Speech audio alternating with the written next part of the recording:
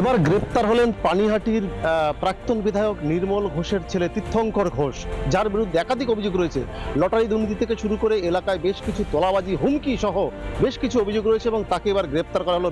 দীর্ঘদিন ধরে কিন্তু বেপাত্তা ছিলেন এই নির্মল ঘোষ সহ তার ছেলে তীর্থঙ্কর ঘোষ, যিনি কিন্তু এবার পানিহাটি বিধানসভা কেন্দ্রের তৃণমূলের প্রার্থী ছিলেন। একদিকে অর্জুন সিং, অন্যদিকে রত্না দেবনাথ, এই দুই বিধায়ক এবং মন্ত্রী তারা কিন্তু বারবার করে অভিযোগ করেছিলেন, তাদের বিরুদ্ধে ব্যবস্থা নেওয়ার জন্য সাধারণ মানুষও কিন্তু অভিযোগ করেছিলেন। এবার তাদের অভিযোগের ভিত্তিতেই কিন্তু মূলত গ্রেপ্তার করা হলো, এমনকি আদালতে তোলার পথে এই তীর্থঙ্কর ঘোষকে ডিম ছোড়া হলো। নির্মল ঘোষের ছেলে অ্যারেস্ট হয়েছে, নির্মল ঘোষ এখনো অ্যারেস্ট হয়নি, সোমনাথ দেও এখনো অ্যারেস্ট হয়নি, সঞ্জীব মুখার্জিও এখনো অ্যারেস্ট হয়নি।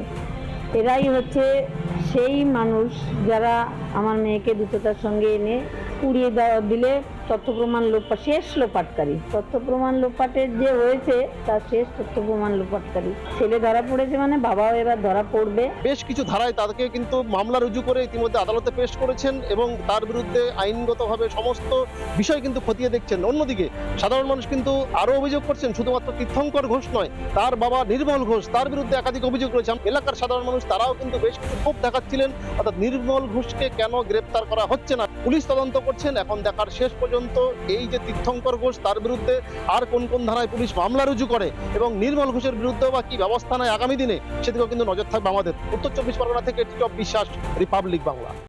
নানা ধরনের কন্টেন্ট দেখার জন্য লাইক করুন, শেয়ার করুন আমাদের ফেসবুক পেজ, সাবস্ক্রাইব করুন আমাদের ইউটিউব চ্যানেল।